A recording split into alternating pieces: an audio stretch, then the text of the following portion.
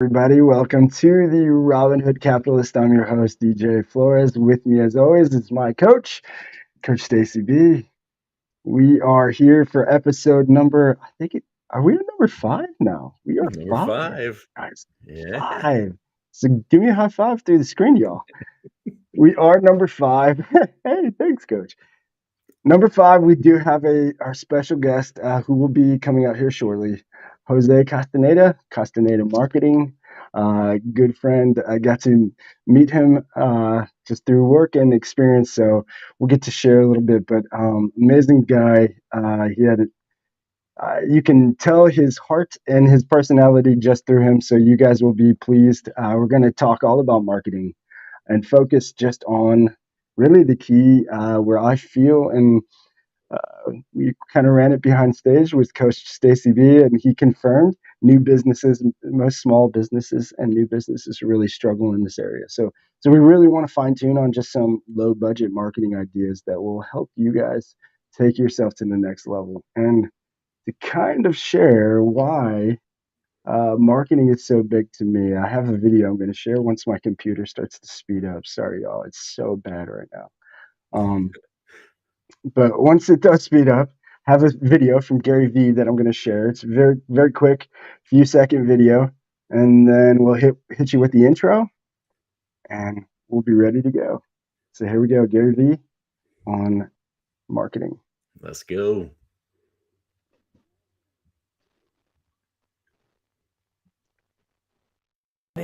Is the biggest driver to business results in the world. Sales is amazing and I love being a salesman, but sales is just bad marketing. Marketing is the most important thing in the world.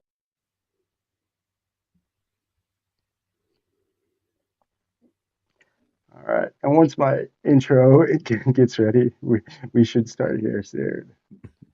All right, here we go.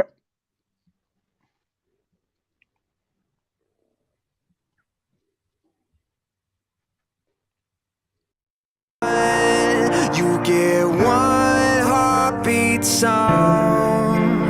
Take it seriously. This is your masterpiece. Don't forget to dream and taste the colors in the air you breathe. It's your masterpiece. Go ahead and feel it all. Don't stop till it is beautiful.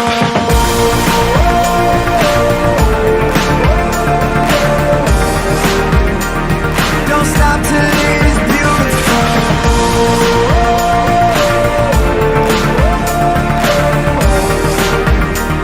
Don't stop till it is beautiful.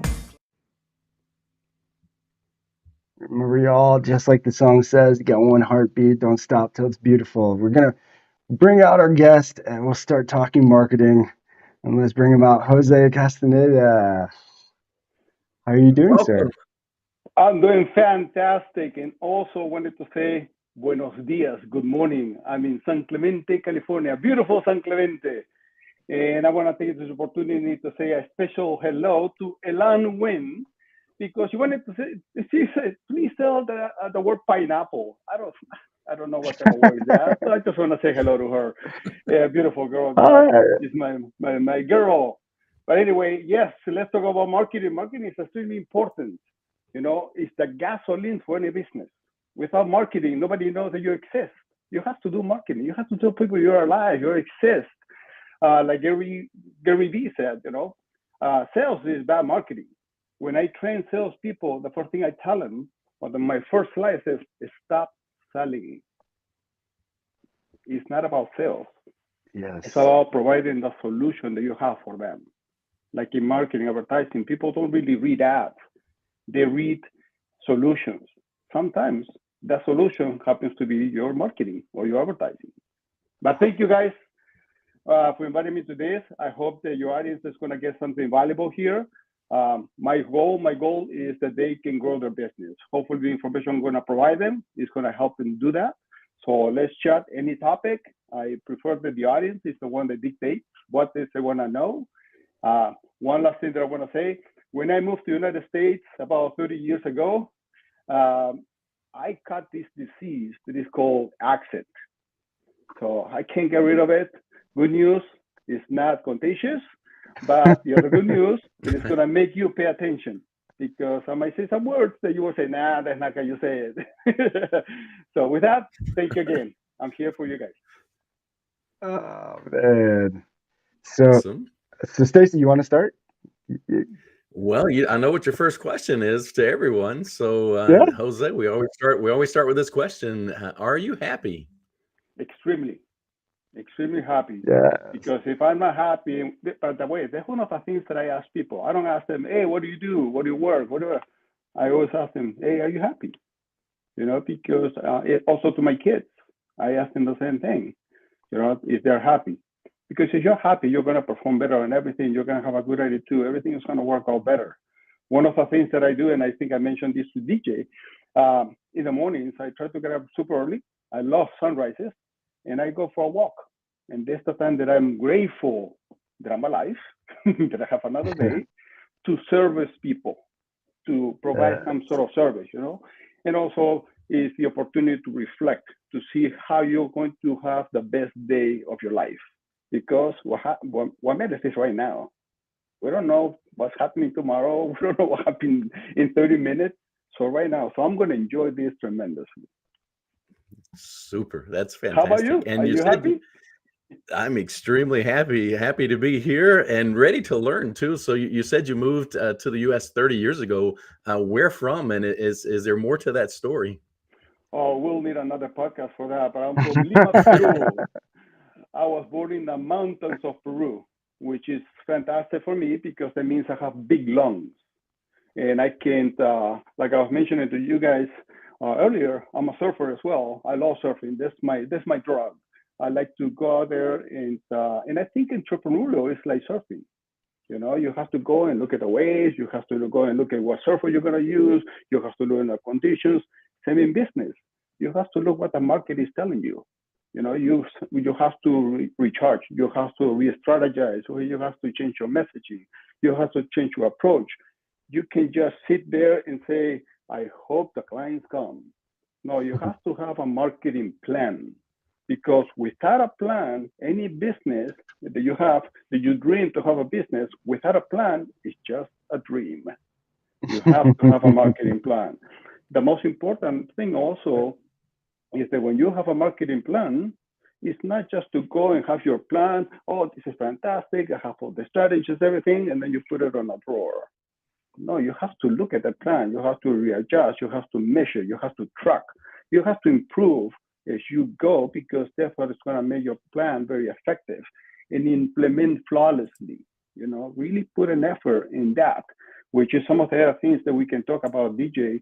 A lot of people ask me, how much it's going to cost me to do a marketing plan? And I go, it's going to cost you zero.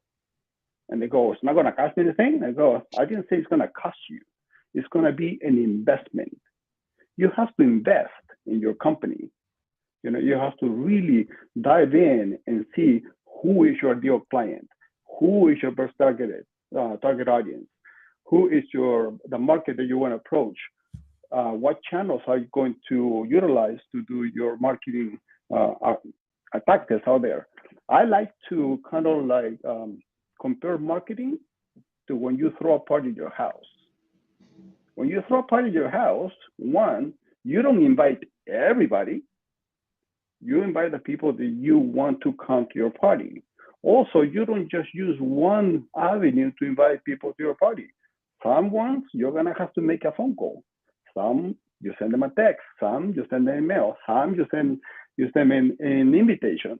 Also, you prepare for your party. So you just throw a party and say, I hope they like this, because maybe your friends are going to be vegans. And then you send them an invitation and say, hey, come to my barbecue. How many are going to show up? So the point there is that throw a party that people are going to really like. Throw a party for your business.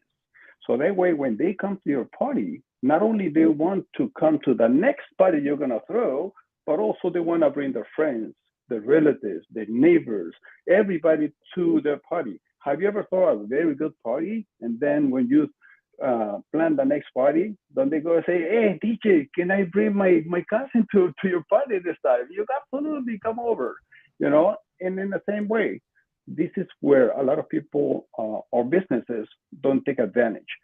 There are a lot of things that are called low-hanging fruit. Same as when you throw a party in your house, you make sure that the bathrooms are working, your house is clean. When your friends come over, you greet them, you make them feel welcome. Do the same thing in your business, you know, because marketing doesn't sell. Marketing communicates. So what basically marketing is doing is telling people, is telling you, hey, when somebody calls you, when somebody replies to your email or to your social media or to your digital marketing, when they reply to you, they're not saying, okay, I'm buying. No, they're saying, hey, your marketing work. Now sell me, or now tell me what solution you're offering. Tell me how wonderful your product is, how wonderful your service is. Mhm. And this, the low hanging fruit that I was talking about, is what I call effort. Doesn't cost anything to answer the phone professionally. Doesn't cost you anything to tell your customers thank you for having here my retail location or buying my product. Doesn't cost you anything. It's just effort. Mhm. So find those things that are really going to connect with your clients, and your clients not only are going to love you, also they're going to be repeat clients, and they're going to bring the referrals. Um, I don't laugh, but I find it amusing when I hear people telling their clients, "Hey, refer me to your friends, refer me to your neighbors." They're not going to. You refer the business when you're satisfied with the business.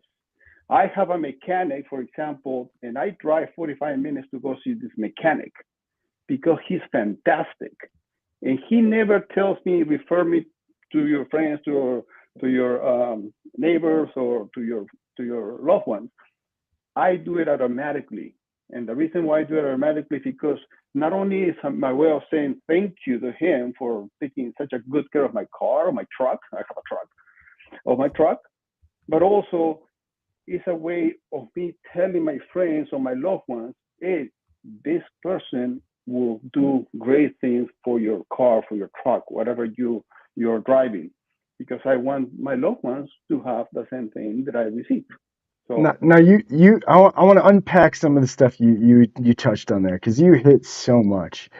Some things you touched on though that really I think where most people miss in the beginning is knowing their audience or even like figuring out what their audience is. Like who do you want to sell to?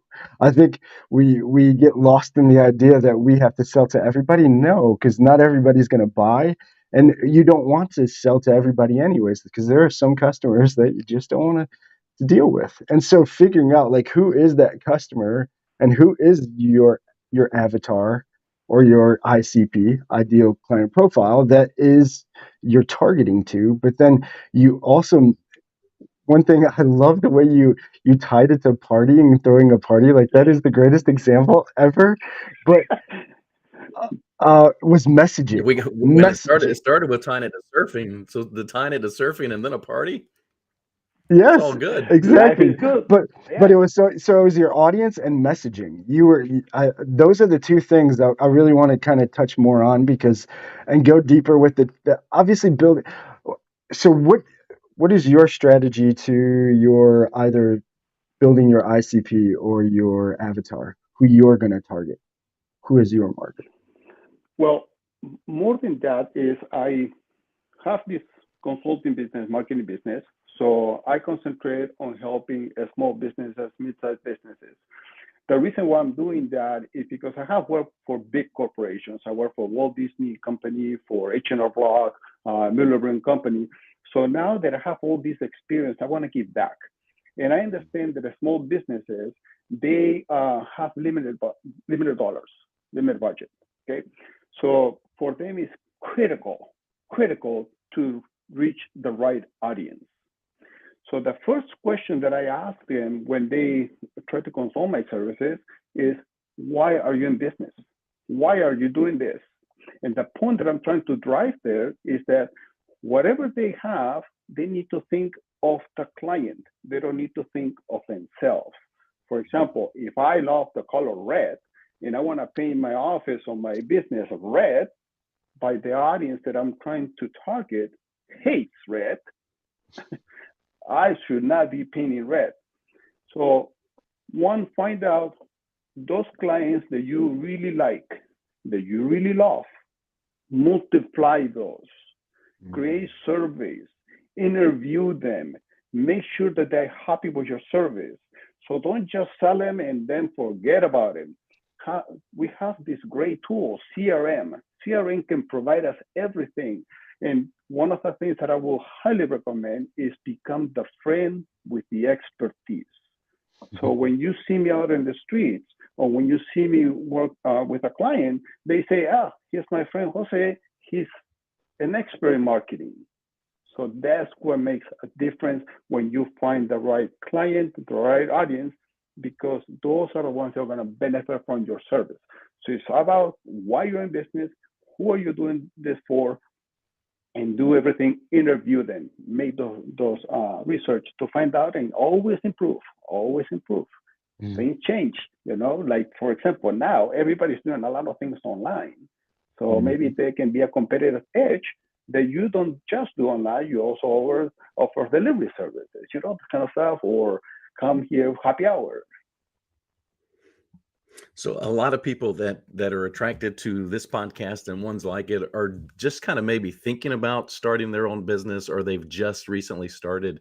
And one of the big fears is, a lot of us, myself included, I love what I do, and that's why I started the business I started. But my biggest fear coming in was, well, I've never had to get my own audience before for speaking or training or coaching engagements. And so the marketing piece of it was very frightening. So how do you kind of ease some of us that might be newer or just thinking about getting started into the idea of marketing for ourselves? I'm not trying to sell myself, but I will highly recommend hire a professional, because that way you will be guided in the right direction. You will not be going blindfolded. You will not be guessing. And then with that professional in marketing, advertising, sales can come and really create a plan. You need to have a plan. And then you determine your objectives. They're going to be based on your budget. That's one of the things that I also look into the budget. Those are the two questions that I ask my clients. I go, okay, what do you want to accomplish? How much money do you have to accomplish this? I'm going to throw in the party scenario, or the party comparison again, analogy, whatever we want to call it, is that you can throw a party, and if your budget allows you to do a barbecue with filet mignon, fantastic. But if your budget doesn't allow you to do that, you can still throw a party with hamburgers. So always look at your objectives, always look at your budget, and have a marketing plan.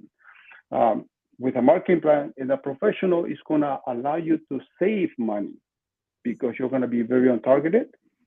You're going to be utilizing the right tools, and you're going to be utilizing them correctly. It's not about just posting and getting the likes. It's about engaging with your customers. You want to create that engagement. And I said also the thing, don't advertise your product or service. Advertise the solution your product and service provides. Because we don't read ads. We just happens to see a solution that happens to be your ad. Yeah. So we're being the expert, we're bringing value, and we're bringing value within our own budget and with our own means. And so you're right, there are lots of opportunities to do that now more than ever. And with so many people taking advantage of the gig economy, and there's just not a lot of dollars for marketing budgets. So are there any specifics on techniques that you recommend people start out with, or products, maybe digital products or things they get into? Well, the first thing I always do is try to identify things that would not require a budget. There are a lot of things that don't require a budget, and that's what I call effort. So we first identify those efforts that you can do. Have your office clean, greet them properly, have your information, have the sign that says that open. Because it was done a study that it costs a lot of money to do this study, and they come out with results that when the sign says is lit up that says open, you get more clients when you don't turn the switch on. Go figure. So the point is, be ready for your clients, be ready for having those efforts put in place. Once you identify all those things that will bring those clients and providing that great experience, which, by the way, providing a great experience is something that can make you overcome the competition or beat the competition, which in my opinion, competition doesn't exist if you don't give your clients a reason to go to the competition. Mm-hmm. And then when you have you identify all those efforts that will not cost you any money, then you can start doing organic postings. That doesn't cost you money. Unfortunately, all the social media platforms, all the digital marketing platforms also, they work based on algorithms. And if you're not paying to play, they're not gonna put you at the top. So, but that organic postings can give you a way of also measuring or testing some of the advertising you're gonna be doing out there. Therefore, I always recommend do A and B testing before you go into paid advertisement. So advertising A, it will have a great headline and a beautiful picture and then the phone number. Advertising B probably will have an offer and it will have a video. And then you see which one is providing you the best results. And then based on that, then that's the one that you use for pay advertisement. So you can do effort, organic, and then pay advertisement. And then when you do the pay advertisement, you need to also make sure that you're at the right channels. Earlier, I mentioned that when you throw a party at your house, you don't just send an email and then everybody's going to be happy you communicated that way. I send an email to my mom. Not only will she not show up, but she will also come with a chancla and give me the head. So you need to really know your audience. Know your audience, know who you're doing this for, and do it well.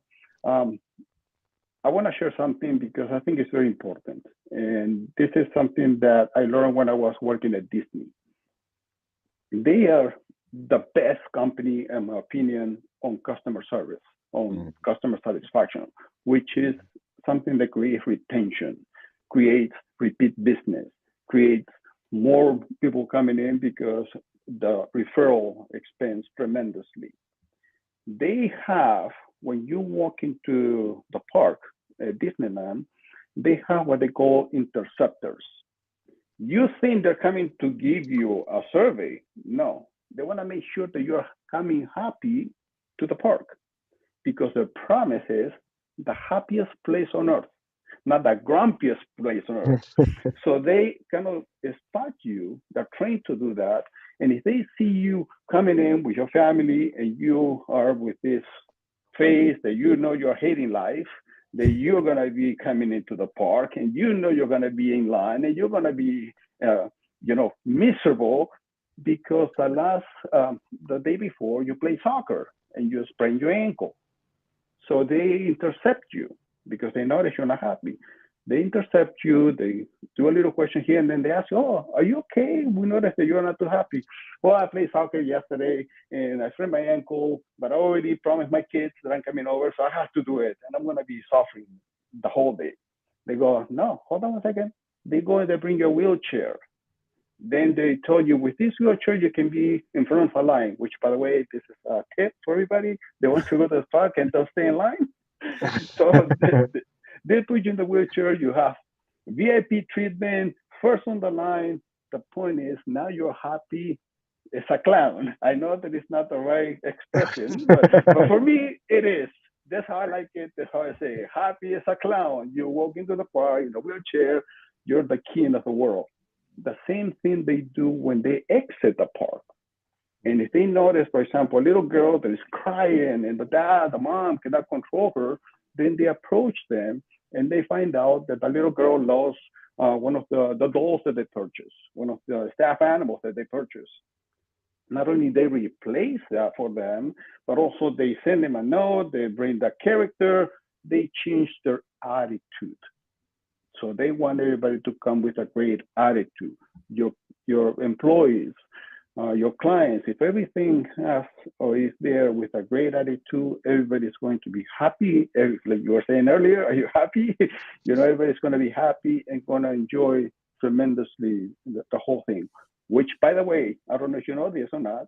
If you assign a number to each letter on the word attitude, A being one and so on, if you add all of those, comes up to 100. Money doesn't do that. Joy doesn't do that. No other word besides attitude is going to give you 100% satisfaction in life. It's going to give you 100% of yourself to everybody. So have the best attitude on everything, and your life is going to be beautiful. Pass that to everybody. Uh, So I've got an old walking boot from a prior injury sitting over in the corner. I'm going to reserve it for the next Disney visit. Yeah, no, but it's true. That's what it is. We are inviting. It's like your guests coming to your house to a party. You're inviting them to have a good time. Yeah. You're inviting them to really remember that moment. So when they come to your office, when they come to your pencil, when they use your services, make sure that they have such a great experience. They're going to talk about it positively, instead of they're going to talk about it and convince everybody not to come and see you. I, And the good news Yeah. is that So one is everybody. a lot of this is I'm sorry, I didn't mean to interrupt, but a lot of this is what we teach us as four walls marketing, because everything they hear, everything they see, everything they smell, everything within that four walls or whatever your four walls are, whether it's real or virtual, everything that's a part of that creates the experience. And so I'm right on board. If you can create an experience that they go back and on their own tell people about it, you're winning. Mhm. You're winning. Most important, your clients are winning. well, Because now that's what you to do it throw for. to throw back to you guys, because I agree completely, but I believe that so the buzzword thrown around a lot is value. Got to add value, value, value, but nobody explains what that means. I think the value is the experience. That is where you can really bring value to anything you do, service or product. Is like you're saying, is that experience. What from the start of the intro to the company to the going along with the company, and then even at the follow up. I think a lot of companies fail there is the follow up. But experience, would you say that experience is, uh, I guess, is really the even by a lot of standards just takes a little bit, like you said, attitude and effort.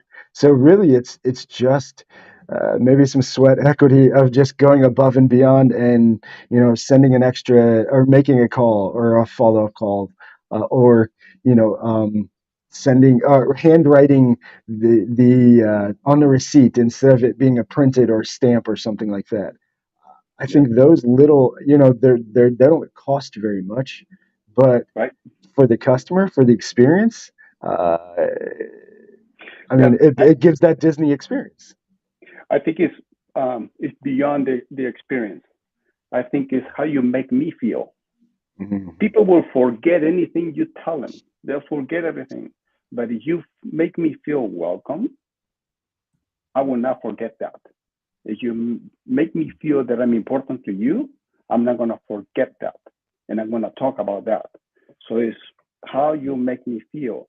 If you're in business, make an effort that's free, plus it's your obligation, because they're coming, they're using their hard-earned dollars to come and buy your service, to use your product.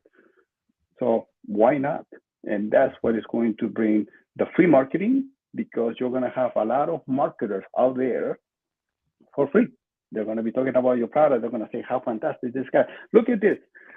I mentioned my mechanic again out of nothing, And if you guys will live close to me, I will make sure that you go to that mechanic. He's fantastic. He's amazing, And I have a lot of other companies that I do business with, and that's what I try to do also. I go and build relationship with companies that I do business with, and also when I have a client, I go and I use their service, I use their product because it's a way of me saying, hey, this is my thank you back to you.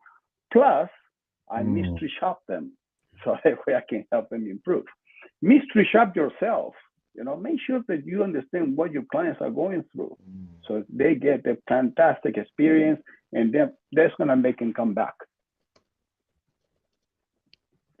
Awesome. I know, Stacy, for example, that you have worked in a tax business. I work at a tax business as well. I work for the H&R Block. And I was amazed that some people will even fly to go and see the tax professional because they knew that they were going to have an amazing business. I have a very, very good friend of mine that he is the president of ATAX. He is fantastic of doing that. That when clients come in and they go into those offices, they are going to be a client for life. So make those clients for life, raving fans. So that's your job. There are some advantages in just with technology these days. I ran into a lady who had started a tax business last year.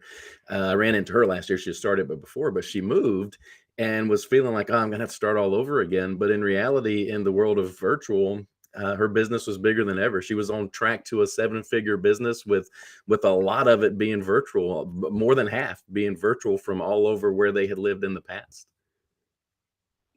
There's such an amazing point that you just made, because with how life is these days, artificial intelligence, you can not only be nationally, you can be internationally.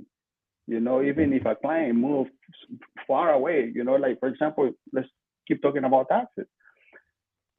Sometimes people here in California move to Baja California. However, they pay in dollars. So they still have to cross the border to do the taxes in the United States. How fantastic now that they don't have to do that trip, and they can stay in a Mexico beach and having their beautiful time. And here, you as the person that provides the service can provide the service for them. What a convenience.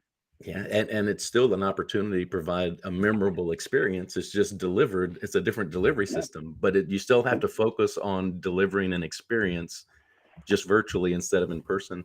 But the tax days were interesting, and most people, when you think of a tax business, you don't really think of exciting marketing wars or things like that. But we had a little fun going up against H&R Block when you were there and doing some local guerrilla style marketing. And so with low and no cost marketing for people, especially that are starting up, J. Conrad Levinson was onto something with the book Guerrilla Marketing. And so what are your thoughts on some of the guerrilla techniques that we have some experience on? Guerrilla marketing to me was a lot of fun because it's kind of like going into battle, and that's where you go and you try to go and look for the competition, what they're doing, how you can do better, and we are all looking for getting revenue for the company, getting more clients to come in, so I have to give this to Mr. John Hewitt, who was at the time the founder and president of Jackson Hewitt, that he was extremely, extremely smart in finding locations where H&R Block spent tons of money, tons of energy, effort to find the best location for H&R Block. And what he did was open an office next to us. So he used all that intelligence to go and find that location, and he would open that. I was in charge of the marketing for the whole West Coast. I have about 900 plus retail locations under my belt. So I needed to battle back and say, all right, you want to do that? Let me do something different as well. So I don't know if you're familiar with those huge mobile billboards. So I knew that he will open an office close to us. So my next move, like playing chess, I love playing chess, by the way, playing chess, I will go and say, oh, let me find out when are you going to have your grand opening. So I went and sent my mobile billboards to go and park the truck in front of his location the day he was having the grand opening. And for some strange reason, that truck broke down that day, that moment, and the driver was instructed to lift the hood and make it look like it was the truck couldn't move. And we have English and Spanish advertisement, which, by the way, the Hispanic market is another segment that everybody should pay attention to. But it will park in there, so all the people that will come to the grand opening will see our message. And on top of that, I will have a marketing ambassador on the truck to go and start passing flyers to everybody that was coming to his grand opening. And I even did an incentive little program that I said, if you go inside the Jackson Hewitt office and you can get a picture of yourself with them doing like this in front of the H&R Block logo and you eating the sandwich, you get a bonus. So I did a lot of it, you know. And he was a great competitor, a lot of fun to compete with. Then he will come out with something else. So he kept it fun, you know. So, but guerrilla marketing, what it is that you are working with a community, because that's one of the things you're going to do. Is you have a retail location, a location people come in, most likely people are going to be coming from the 2-3 mile radius at the most. So you want to make sure that the people knows you. When I was doing the training for my guerrilla marketing team, the theme song was the song from Cheers, where everybody knows your name. Yes. And that's what I said. That's the plan. Everybody needs to know your name. And the director of the area, which was 10, 15 offices, one of the ways they would track to make sure that they were doing a good job, we will go to different businesses within the mile radius and ask them, hey, do you know Juan? Do you know Philip from an office that is 10 blocks away? Oh, yes, he came over and he gives tax business for all our employees for free. That's it. The point was, if everybody knows your name, they're going to refer you. They're going to tell people about your business. But you have to be sincere in working with your neighbors. And that's what the program that came in was the Good Neighbor Program. Yeah, that's a wonderful technique. I did that same thing. I would go and 10 or 20 people at random. I would just say, can you tell me where the closest Liberty Tax is? Just to see if they knew where we were. And then I would ask questions about, what can you tell me about them? Are they any good? You know, something like that. And that would be one of the few days of the year that I wouldn't wear the logo on a piece of clothing. When I was just going out asking questions. But that's a great technique for any business owner to kind of use on their own territory to see if their name, because I'm right there with you. That 10-minute rule, if people want to do business at 10 minutes from where they live or work, that's a valid rule for a lot of businesses. Yeah. Especially today. Especially today. Be a good neighbor. You know, you have businesses all over the place. You can cross marketing, you can cross services. You become a good neighbor in the community. You know, so when people see you, they goes my friend Jose in the community, and he's an expert in marketing. You know, so that's because I'm part of a neighborhood. You know, so do that. Go talk to your neighbors. Go talk to the other businesses. Be out there. You know, like a politician. That's it. That's it. Shake hands and kiss babies. It's one thing to be a business. It's one thing to be a business that just happens to be in the community. It's another thing to be a business that's a part of a community. And so that's the goal, is we want to be part of that community that we're in. Yeah. So go for it, DJ. I didn't mean to override you. No, that's okay. No, and you finished with a great point. But we do have a question from the audience, so I do want to get to that. So Ryan has a question for Jose. But I do want to then throw it over to Coach. So Jose, if you want to take it first, but this is from Ryan, and it's a great question. So that's why I wanted to. So he says, "What's one tip for a newer sales rep trying to build rapport?" Like I was saying, become the friend with the expertise. Don't just try to sell something. Be sincere of what you're offering, what solutions you're offering. Also, find out more about that individual, the company you're going after. Get to know them. Get to know them before you try to sell them something. You know, so you create that. And once you start developing that rapport with that person, not only limit it to that person, find out everything about them. You know, create a CRM. The customer relationship management is a tool that you can find out when their birthday is, when their kids are going to be graduating. Make it a difference. So when you have all that information, all that intelligence, you can even, let's say, a real estate agent, you know, go out there and they deal with a lot of people on a more personal basis.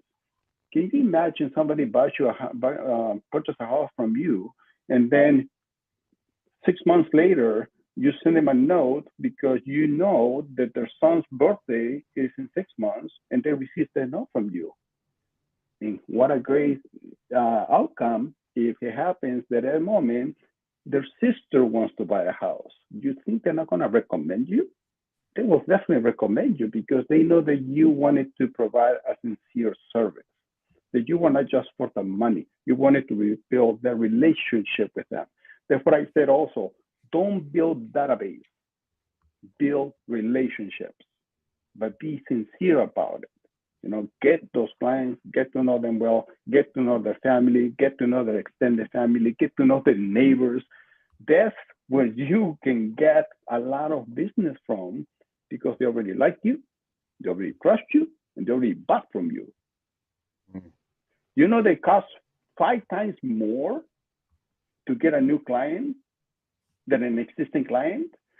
I'm amazed that when I work with companies that they go, I want new clients. And I go, wait a minute, let's see how many clients you already have. And then usually they want to grow the business by 2%, 5%, when they already have 85% of clients, they already love you. So let's work with them for them to be our marketing ambassadors for free, because they are going to be the best spokesperson for us, because people are going to hear how we make them feel, what kind of experience they receive from us, that they're going to recommend that. Same way with my mechanic. That guy is, that's just my mechanic, my tax guy, my cleaner, my banker. I put both of my kids in my same bank. It's because it's that relationship that they build. And the same way, if I don't feel that they are building that relationship with me, I'm not staying that long, because I know that they're not going to be looking after my best interest. They're looking after their best interest of making money. So hopefully I answered the question. I think that was a great answer, Coach. Anything to add to that? So I'm pretty lucky having joined Focal Point. It was founded by Brian Tracy, and we get to teach from the legacy works of Brian Tracy. And he was as good of a sales trainer as has ever been. And so when I'm teaching our sales training modules, I use his funnel when it comes to personal sales like this. And it's right there. The very first thing, if you're looking at the funnel, 40% of your ability to close is built on relationship. Did you build the relationship or not? 30% is, did you properly identify the need that you're trying to fill? And so that's 40 and 30, 70. So 20% is your presentation that you're going to give. And if you've done all that right, there's only 10% that comes down to closing. And that's what everybody's fear is how do I close? Well, if you built the relationship, properly identified the need, and matched it with the right solution, you don't have to close. You just move on to the next step, because they're going to go forward with you. Absolutely. Absolutely. I love it. You mentioned also something, Stacey, that for salespeople, the follow-up is so critical important. A lot of people give up on the first call, second call, third call. My approach is, I don't give up until you tell me, hey, you call me one more time, I'm calling the cops. Yeah, because you never know when that need is going to take place. You never know.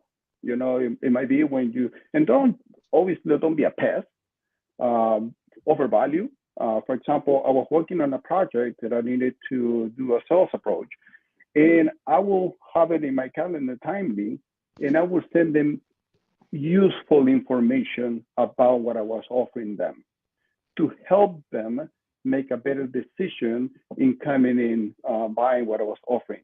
Because people sometimes don't buy because they haven't got all the information that they needed. So if you keep doing the follow-up, and when they say, hey, by the way, I just saw this article on this thing that you wanted to get from me, look, his numbers are keep going up, all the kind of things. This thing that you're saying, the company is, oh, look at this. We just have new people in the company. So those touch points that you're going to make, at one point, they're going to buy from you, because they're like, oh, I better buy from this guy so he can get, so he can leave me alone. Yeah. It's all I about. think if you do that, I think if you do that follow up right, you go from being Jose the sales guy to Jose my trusted advisor because you've done it the right way. I like to tell. So And it takes time. I shared this on the show I was on before.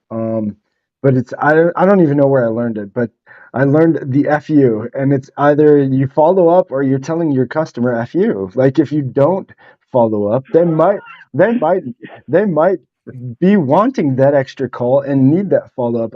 And it's not just so you're talking about selling and just how many times you're attempting, but I think a lot of people for that where they lose that referral because you were talking a lot about referrals, and I think most people miss out on that. They don't I mean the only way to grow a business is two ways: get more customers or make more from your existing customers. And so when I go to, like you said, I mean, if you know 85% or 80% or 70% or whatever is happy customers, go to those and ask them if they know somebody who wants your service or your product too. If they're happy, anybody they can refer is the easiest way. But I think where they lose that is they don't follow up. There's no follow up at all. They make the sale and it's, hey, bye. But I mean, you can have a customer for life. You keep, your database, CRM. You're talking about that. That's okay. Maybe you're selling this product now. That's one thing. Again, was probably the greatest thing that somebody taught me a long time ago was CRMs and holding on to it, even from my existing customers from other products I sold. Uh, I mean, I have customers for since I've been selling. I sold them something else, but I could sell them what I have now that I believe in too. And that's where I think we lose the point that we are our own business in the end. And I'm going to get to this because Yeah. Stacy did talk about, and it was the brand.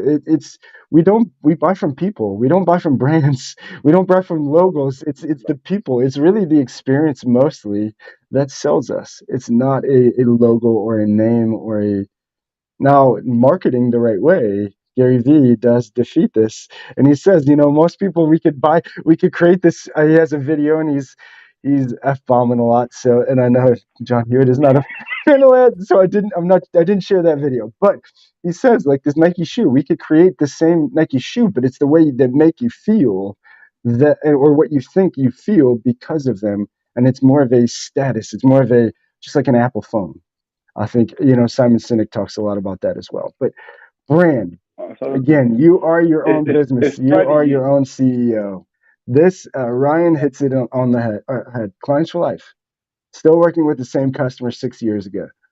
Two companies ago, people buy from people, not logos. That is where I really, and shout out to Ryan, Logistics Monk. Check out his show Mondays. But it logistics world is where I really kind of was like, wow, why didn't I hold on to all of these other customers? I have all of these customers, and they come right over. Um, and Yeah. that's where it really, I guess, connected the dots for me. Yeah. They already love you. They already know you. They already trust you. Why you will not continue building that? Build that relationship. Don't build the database. That relationship is going to make it. Yes. Also, the strategy. You have to do a strategist. Somebody mentioned something about the pain point. Yeah. Exactly. That's That's the solutions. We need to provide those solutions for that pain that they're going through. And that's what we look for, when, and pain can be described in different ways. My car is not working properly. There's a pain, and then if I see that somebody is providing the solution that, hey, is your car not working properly? I'm going to pay attention to that. what. It's not about the logo. It's not about the things. It's about what solutions you're offering. And then when they come, remember that Mhm. they're saying your marketing worked. And when I say now tell me, what I mean by that is take advantage of that. They are there. Don't miss that opportunity. Create that client for life. And the best time to ask for referrals, you want to ask for the referral, is at the moment that they are happy. Stacy, you know this very well, probably. I was able to get people to do testimonials when they received the refund. because what a best moment to go and say, are you happy with my service? I love you. And then when you go, would you mind? And I don't give them the work, by the way. I created a program, the referral program, because I know they're not going to do it. So I go, oh, do you mind giving me the name of your friends, giving me the name of your relatives, and that I can use your name saying that you recommended me? Absolutely. Call my brother, call my sister. So now I have leads, very solid quality leads. And that's what you want to go for. Yeah, yeah. When you can feel that emotion is at the right spot, that's a good time. That's a good time to say, That's the who do you strategy. know? Who do you know that we could really help? We're here to help as many people as possible. Yeah, Who do you know? that's the strategy. Oh, wait. It was Yeah. so funny because I created even a postcard, and in the cover of a postcard, it was a beautiful postcard there of a vacation, and it says, "We missed you."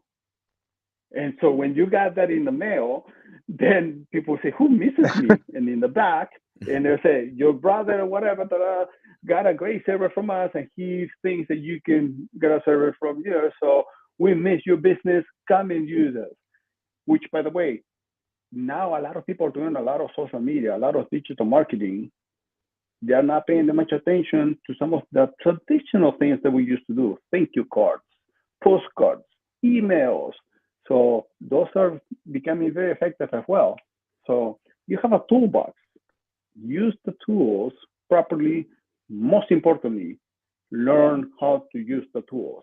They change, especially these days, social media, digital marketing, change on a daily basis.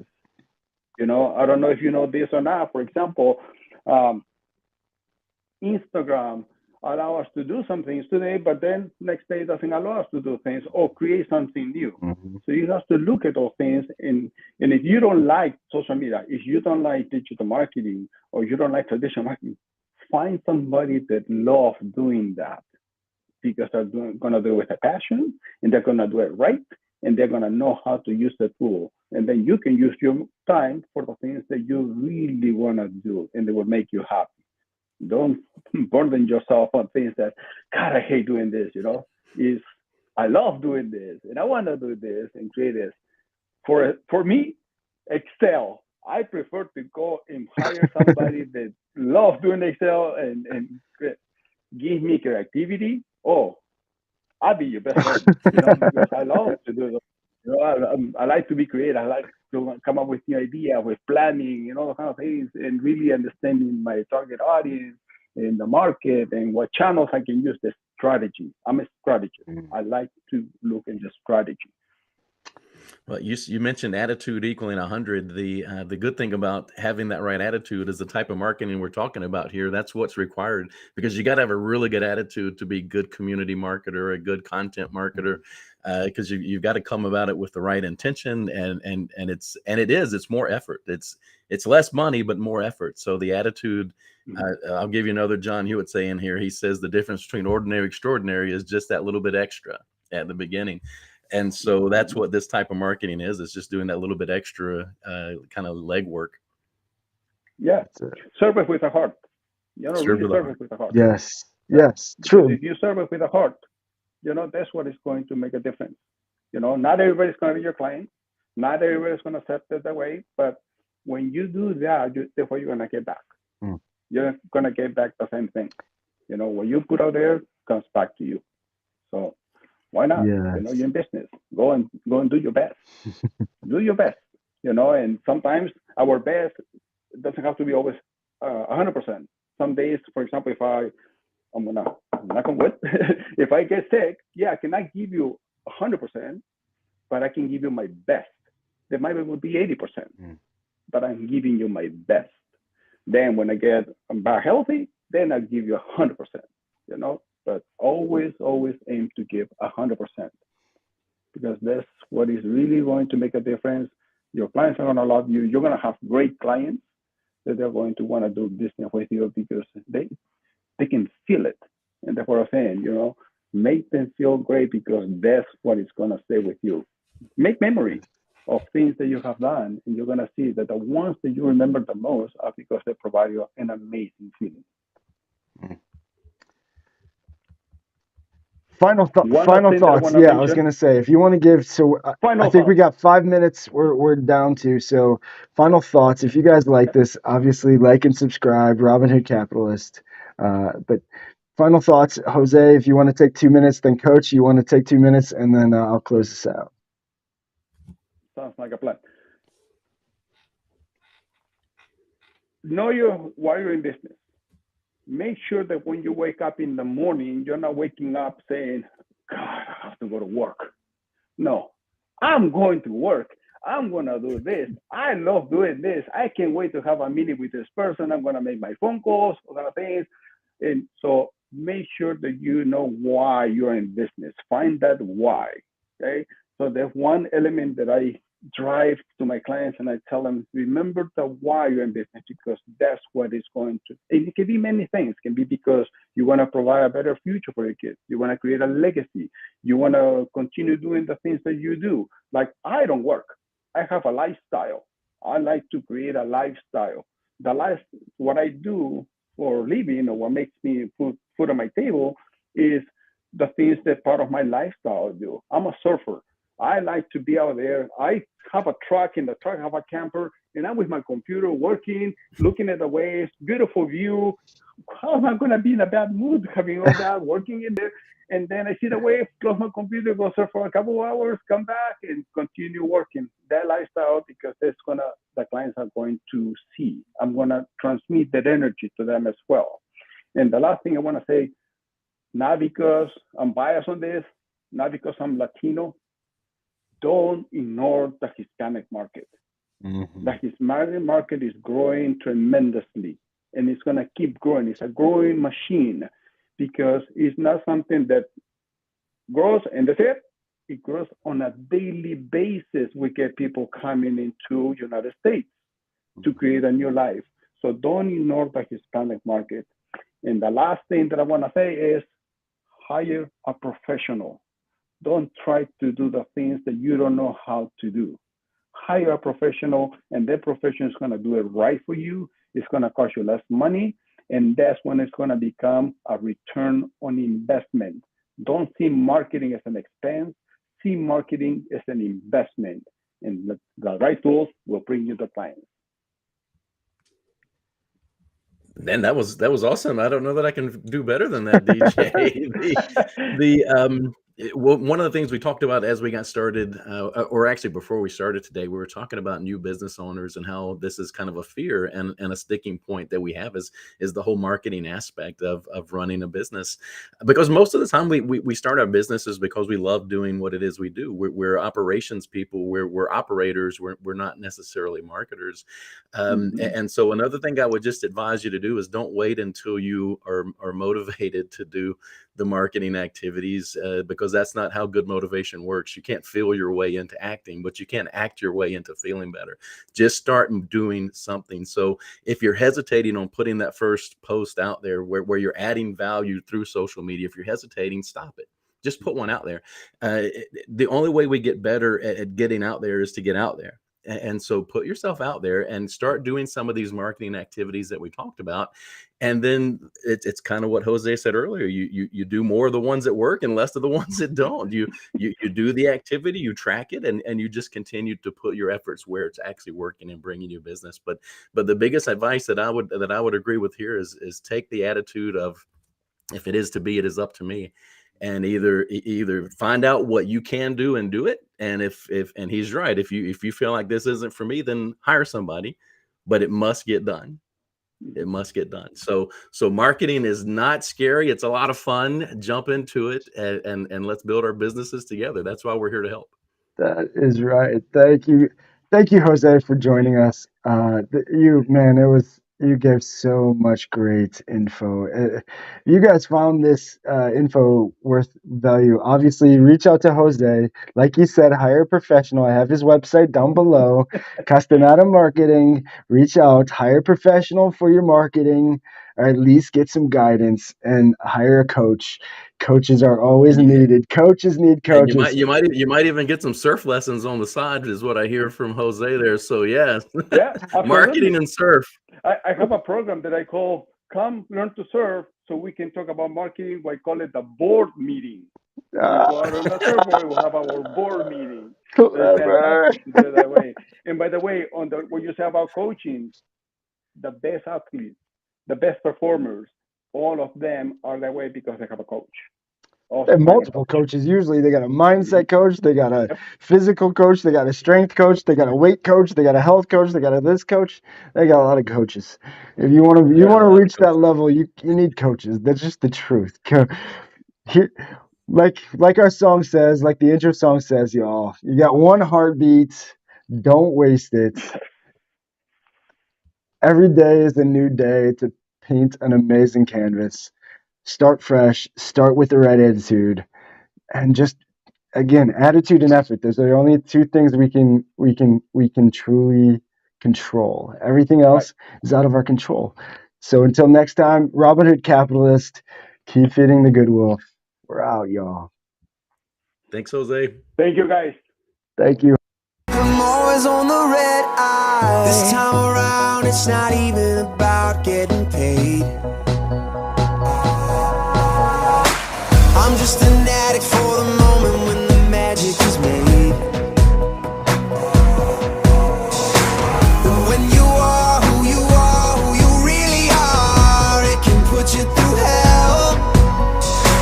Spend a day in the skin that you wanna live in and see how it feels while the world